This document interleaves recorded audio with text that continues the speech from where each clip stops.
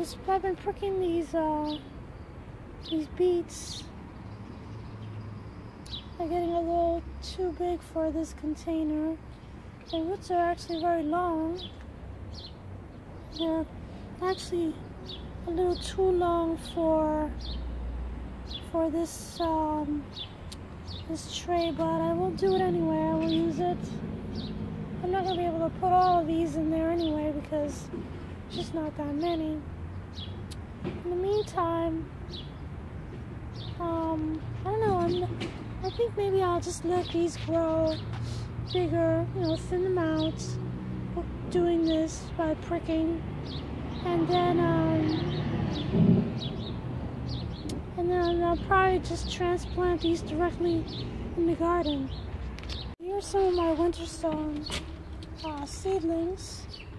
This is Brussels sprouts and broccoli, and over here I have cabbage. It's supposed to be jalapenos over here, but they haven't sprouted. This is Brouch, Coker, English peas. Let me see. Brouch Coker, yeah, whatever. I don't know how to pronounce it. And oh, actually, this is a kids mix right here. This came in a mixture of seeds for kids, and this is more of the Brouch. No, this is. I'm sorry. This is the kids mix right here. This is more kids mix, and more kids mix. And there's a bunch of different kinds of peas all over here. It didn't really do very well, winter stone. I mean, I'm not really sure what the secret is, but I don't know. I'm gonna have to maybe go back to my conventional methods in the future. I don't know. Anyway, I wanted to show you also my cherries. Cherries are blooming. I think they're in full bloom, basically. But I haven't had as many blooms as last year. Unfortunately, the tree is bigger, but there's less blooms. So I'm not sure why that happened, but I'm pretty sure that the tree is just, it's a young tree still. I think it's only like maybe 4 years old, and it's gotta mature. In years to come, I'm sure it'll be a lot more reliable yields. And these are the strawberries that I got bare root and transplanted. The leaves are plumping up nicely. And this one over here actually has a little flower developing. I don't know, you're supposed to pick them off. But I don't know, I mean, I'm very impatient, so I think I'm just gonna let them grow and let them bloom and let them fruit, and I'm gonna enjoy the fruits. I don't know. Call me crazy. Anyway, I also wanted to show you my beautiful Amelanchier tree, full of blooms and developing fruits. The petals are all kind of, some of them are falling off already, but I'm enjoying it while it lasts. So, I don't know, we'll see how it goes. I'll show you the fruit when they develop. Okay, I promised Cheryl TM that I would show you how to do this thing with the composting in place.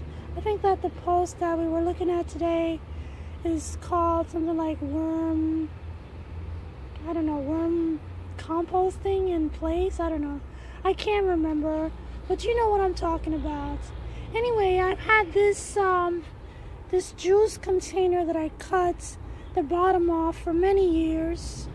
I can't even tell you how long it's been, since my children were babies and we were drinking this kind of juice. Anyway, I basically just cut the bottom off, and I cut the top until you know, it's just a little hinge attached. There's a hole in this pot.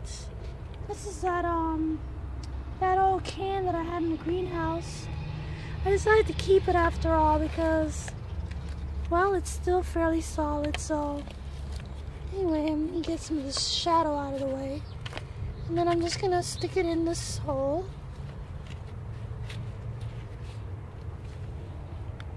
There's some soil I have still.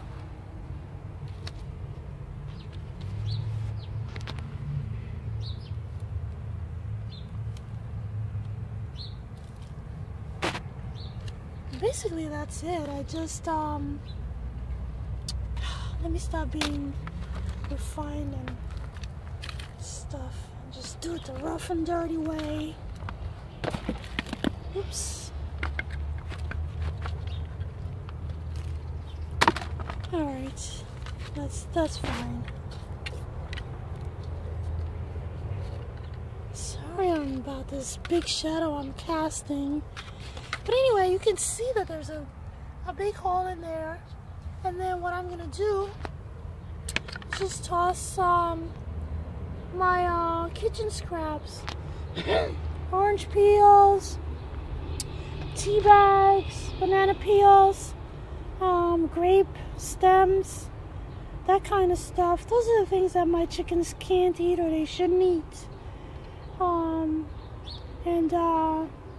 And then it makes a very lovely compost in the meantime. And of course, there's actually worms in there already because they just naturally occur. Because actually the bottom of this container is, well, it's bottomless really. So the worms just kind of come in from the bottom and they do what they do. Worms come up looking for oxygen and decaying materials, so they're gonna find this once it starts getting filled in, and they're gonna turn the compost for me, turn it into compost. Here it is, nicely planted with some brush cooker seedlings that I just showed you a minute ago. Water them in well.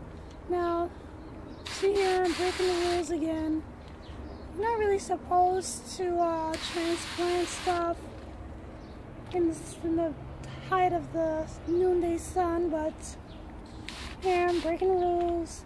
But the reason I don't really fear doing this is because the root system was fairly well developed, and when I broke apart the roots, the root balls, they suffered very little damage, if any, actually, because they were very, I don't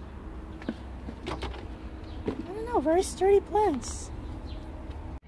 Here's that Silver Queen corn that I said yesterday I would transplant. Well, didn't get done, but hopefully I can get that done today.